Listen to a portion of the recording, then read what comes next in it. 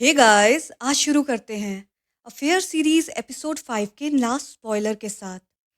अगली सुबह वो दोनों अपनी जिंदगी में रोज की तरह बिजी थे। कोई बदलाव नहीं था, या शायद प्लैंग ऐसा सोच रही थी। वॉन ने अपनी कॉफी का एक घूंट लिया, हमेशा की तरह। ठीक था, दोस्तों का एक दूसरे की खुशबू लेना नॉर्मल होता है। प्लैंग ने सोचा। तुम, वॉन ने प्लैंग को कहा। प्लैंग ने टीवी से अपनी नजर हटाई और उसकी तरफ देखा। वॉन ने प्लैंक को देखा और अपनी कॉफी का कप उठाकर एक सिप लिया। क्या तुम बेवकूफ हो या बेवकूफी का नाटक कर रही हो? वॉन ने पूछा। ये कैसा सवाल है? प्लैंक ने जवाब दिया। शायद बेवकूफ। ये कहकर वॉन उठ गई, अपना बैग उठाया और काम के लिए रेडी होने लग गई। प्लैंक अब भी उसके सवाल से परेशान थी, इसलिए प्लैंक वॉन के पीछे पीछे दरवाजे तक चली गई। मैंने क्या किया? तुम मुझे ऐसे कोल्ड लुक क्यों दे रही हो? प्लैंक ने वॉन से पूछा। कुछ नहीं, तुमने कुछ गलत नहीं किया, वॉन ने एटीट्यूड से कहा। फिर वो चली गई। प्लैंक उसके जाते हुए कदमों को देखती रही। उसे कुछ समझ नहीं आ रहा था। वॉन पलटी और फिर से चीख कर बोली, तुम सच में बेवकूफ हो। और फिर प्लैंक के हाथ पर जोर से बाइट कर दिया। तो प्लैंक पूछती है, तुमने फिर से क्यों काटा? तो वॉन कहती है, जब हम छोटे थे तो तुम स्मार्ट थी, अब इतनी बेवकूफ क्यों हो गई हो? तो प्लैंक कहती है, तुम मुझे बेवकूफ क्यों बुला रही हो? क्योंकि तुम हो। कल रात अगर कोई और होता। वॉन ने बस इतना कहा और थके हुए इंसान की तरह एक लंबी सांस ली। और फिर, मुझे काम पर जाना चाहिए, ये कहकर जाने लगी। आज रात कितने बजे घर आओगी? प्लैंक ने पूछा। तो वॉन कहती है, मैं क्यों बताऊं? तो प्लैंक कहती है, क्योंकि आई लव यू। ये सुनते ही वॉन पिघल जाती है और कहती है, यू आर चीटर। मुझे देर हो जाएगी, एक सर्जरी है और काफ़ी टाइम लग सकता है। पर प्लैंक, तुम क्यों पूछ रही हो? तो प्लैंक जवाब देती है, क्या मैं तुम्हें हॉस्पिटल से पिक कर लूं? ये सुनते ही वॉन का चेहरा खुशी से चमक उठा। उसने प्यार से प्लैंक की तरफ देखा और कहा, तुम क्यों मुझे पिक करना चाहती हो? तो प्लैंक कहती है, मैं तुम्हारे साथ घर आना चाहती हूँ, जैसे जब हम छोटे थे, रात को बाइक पर लेट राइड करते हुए। तो वॉन प्लैंक को छेड़ते हुए कहती है, तुम मेरी काफ़ी केयर करती हो। तो प्लैंक अपनी एम्बेरसमेंट छुपाते हुए कहती है, हाँ, क्योंकि तुम्हारे अलावा कोई बचा नहीं जिसे मैं अपना कह सकूं। नेक्स्ट हम देखते हैं, प्लैंक होटल जाती है और पियानो परफॉर्म कर रही होती है। पर आज उसका मूड पहले से कुछ ज़्यादा अच्छा था। उसे सारे गाने और परफॉर्मेंसेस पहले से ज़्यादा मीठे और सुकून भरे लग रहे थे। हर बार जब उसकी उंगलियां कीज को छूती तो ऐसा लगता जैसे वो वॉन की स्किन को छू रही हो। प्लैंक अपने और वॉन के ख्यालों में खोई होती है। तभी उसे एहसास हुआ कि कोई आदमी उसके पीछे अपना म्यूजिक बजा रहा है। प्लैंक उस पर ध्यान ना देकर अपना सॉन्ग प्ले करती रही। जो पहले नॉर्मल सॉन्ग था, वो अब एक इंटेंस मुकाबला बन गया था। लोग उन पर ध्यान देने लगे और सब एक्साइटेड लग रहे थे। सब अपने मोबाइल फोन्स निकालकर कंपटीशन को रिकॉर्ड कर रहे थे, ये देखने के लिए कि कौन पहले हारेगा। आखिरी नोट बिल्कुल खामोशी में घुल गया। लोग प्लैंक और उस आदमी को हैरान नजरों से देख रहे थे। और फिर जोर से ताली बजाई। जो आदमी प्लैंक की परफॉर्मेंस में दखल दे रहा था, वो मुस्कुराया और क्राउड के सामने झुका। उसके चेहरे पर एक अजीब सी शिनख्त थी। वो प्लैंक के पास आकर कहता है, माफ करना इस तरह इंटरफेयर करने के लिए। तो गुस्से में प्लैंक पूछती है, पर तुम हो कौन? मैं अर्थ हूँ। उसने अपनी तरफ इशारा किया, जैसे कुछ रिएक्शन की उम्मीद कर रहा हो। पर प्लैंक अब भी उसे ब्लैंक फेस के साथ देखे जा रही थी। तभी एक वहां आता है और अर्थ को ग्रीट करते हुए कहता है, तुम दोनों की परफॉर्मेंस बहुत कमाल की थी। एक के बात करने के ढंग से प्लैंक समझ जाती है कि वो अर्थ को पहचानता है। पर प्लैंक अभी भी अपसेट थी, क्योंकि उस आदमी ने प्लैंक की परफॉर्मेंस इंटरप्ट की थी। तभी अर्थ प्लैंक को कहता है, मुझे लगता है मैंने अपना म्यूजिकल पार्टनर ढूंढ लिया। फिर एक अर्थ को इंट्रोड्यूस करवाते हुए कहता है कि ये काफ़ी फेमस सिंगर है। पर प्लैंक अभी भी ब्लैंक फेस के साथ खड़ी थी, क्योंकि वो सच में उस सिंगर को नहीं जानती थी। इसलिए वो उस सिंगर पर ज़्यादा ध्यान ना देकर फिर से अपने पियानो को प्ले करने लग जाती है। प्लैंक का काम खत्म होने के बाद वो होटल से निकल रही थी। तभी एक आता है और उसे रोकते हुए कहता है कि ये लो, अर्थ ने अपना विजिटिंग कार्ड तुम्हें दिया है। उसे तुम्हारा म्यूजिक काफी पसंद आया है। उसे लगता है तुम अच्छा इम्प्रोवाइज करती हो। इम्प्रोवाइज, ये वर्ड प्लैंक को समझ नहीं आया, तो एक ने उसे कहा कि ये टेक्निकल टर्म है। इसका मतलब वो साथ में म्यूजिक कंपोज करना चाहता है। प्लैंक ये सुनकर हैरान होती है और कहती है, लेकिन हम तो अभी मिले हैं। एक मुलाकात में उसे मेरा टैलेंट कैसे पता चल गया? तो एक उसे समझाते हुए कहता है कि सेम प्रोफेशन के लोग एक दूसरे की लैंग्वेज समझ जाते हैं। तो प्लैंक एक की इस बात को काटते हुए कहती है, इस बात का कोई मतलब नहीं बनता। अगर ऐसा होता तो वॉन ने किसी डॉक्टर से शादी क्यों नहीं की? उसने एक होटल ओनर से क्यों शादी की? एक के पास इस सवाल का कोई जवाब नहीं था। तो प्लैंक कहती है, मैं जाती हूँ, मुझे वॉन को हॉस्पिटल से पिक करना है, मैं लेट नहीं होना चाहती। जैसे ही एक ने अपनी बीवी का नाम सुना, वो नर्वस हो गया और कहता है, अच्छा है प्लैंक, तुम उसके साथ रोज हो?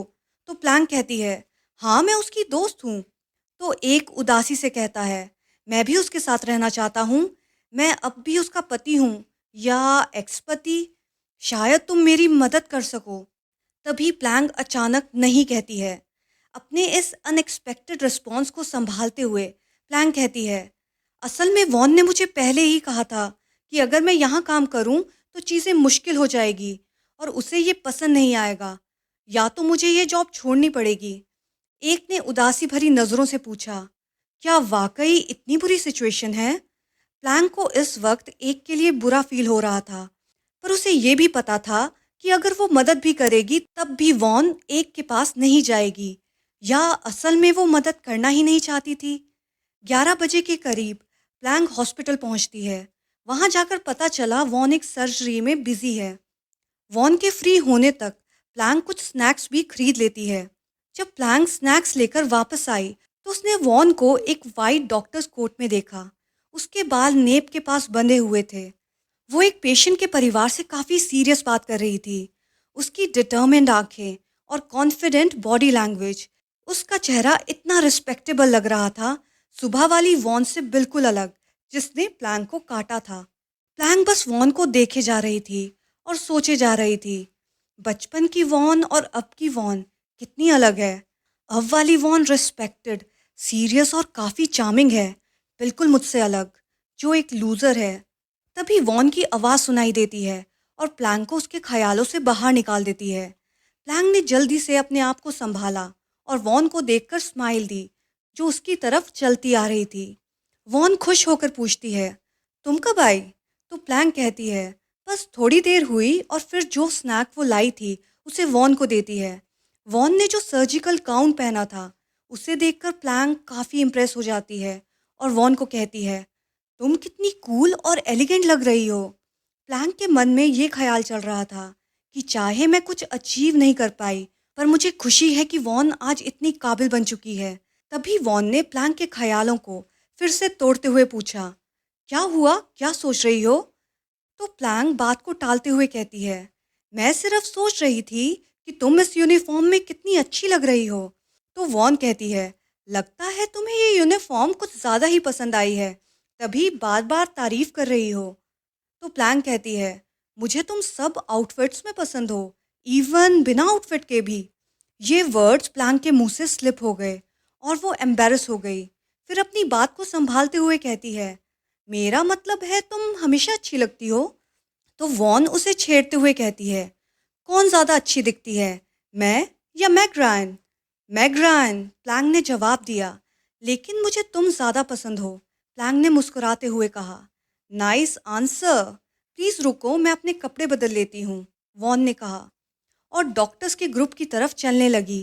तभी उसने पलटकर प्लैंक को इशारा किया, यहाँ आओ। प्लैंक ने हैरानी से पूछा, क्यों? तो वॉन कहती है, मेरी चीज़ें बेडरूम में रह गई है, मैं बाद में कपड़े बदल लूँगी, और बाकी डॉक्टर्स की डायरेक्शन में ना जाकर अलग रास्ते पर चलने लग गई, बार बार पलट कर पीछे देखते हुए, ये कंफर्म करने के लिए कि प्लैंक उसे फॉलो कर रही है या नहीं। वॉन की लूज सर्जिकल यूनिफॉर्म में रैप्ड बॉडी को देखते हुए प्लैंक अपने दिल की धड़कन को तेज महसूस कर रही थी। वॉन के छोटे बाल धीरे से उसके सर पर बंधे हुए थे। शायद दूसरों के लिए ये आम बात थी, लेकिन प्लैंक के लिए ये बहुत खास था। अपने बीच बढ़ती टेंशन को नॉर्मल करने के लिए प्लैंक कैजुअल बातें करने लग जाती है। लेकिन वॉन जब आगे चल रही थी तो प्लैंक उसकी फिजिक एंड ओवरऑल ऑरा से सिड्यूस हो रही थी। तभी प्लैंक पूछती है, क्या तुम्हारे पास ये यूनिफॉर्म घर में है? तो वॉन कहती है, नहीं, लेकिन मैं घर के लिए एक लेने का सोच रही हूँ। तो प्लैंक खुश होते हुए कहती है, अच्छा है, मैं तुम्हें ये पूरा दिन पहने हुए देखना चाहती हूँ। तो वॉन कहती है, क्योंकि ये अच्छा लगता है? तो प्लैंक कहती है, क्योंकि ये उतारने में आसान है। तो वॉन कहती है, क्या तुम इसे उतारना चाहती हो? तो प्लैंक कहती है, क्या मैं उतार सकती हूँ? वॉन ने मुस्कुराते हुए जवाब दिया, हाँ। प्लैंक अपना हाथ बढ़ाने ही वाली थी कि अचानक वॉन चलते चलते रुक गई और कहा, हम आ गए, ये डॉक्टर्स लॉन्ज है।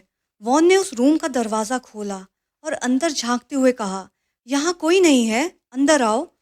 वो एक छोटा सा बेडरूम था जिसमें एक बंक बेड वॉल के अगेंस्ट था। वॉन ने दरवाज़ा बंद किया और बेड की तरफ चलने लगी। वो बेड के सामने रुक गई और कुछ देर के लिए फ्रीज हो गई। प्लैंक ने उसे ऐसे खड़े देखकर हैरानी से पूछा, तुम कुछ भूल गई? तो वॉन कहती है, क्या भूली हूँ मुझे याद नहीं आ रहा। और फिर पलट कर एक सेडक्टिव नज़र से प्लैंक को देखा और कहा, मुझे थोड़ा वक्त दे सकती हो डार्लिंग? प्लैंक अपने आप को और रोक नहीं पाई। वो उसके करीब गई और अपना चेहरा उसकी गर्दन में दबा दिया और कहा, मैं तुम्हें सब कुछ दे सकती हूँ जो तुम चाहो। तो वॉन कहती है, तुम्हें वाकई मेरी यूनिफॉर्म पसंद है? तो प्लैंक धीरे से कहती है, ये तुम पर थोड़ी लूज लग रही है, लेकिन जब मैंने तुम्हें ऐसे गले लगाया तो मुझे पता चल जाता है कि तुम कितनी पेटाइट हो। अब वॉन ने अपना सर एक तरफ झुका दिया, अपनी गर्दन को और ऊपर करने लगी ताकि प्लैंक और पास आ जाए। फिर वॉन ने प्लैंक के हाथ को अपनी कमर से ऊपर उठाया और अपनी ग्रीन यूनिफॉर्म के नीचे डाल दिया। अब प्लैंक के हाथ और वॉन के बीच ग्रीन यूनिफॉर्म नहीं थी। अब प्लैंक वॉन की नेक को टच कर रही थी। वॉन भी इस वक्त मदहोशी में थी। तभी प्लैंक कहती है, दर्द तो नहीं हो रहा?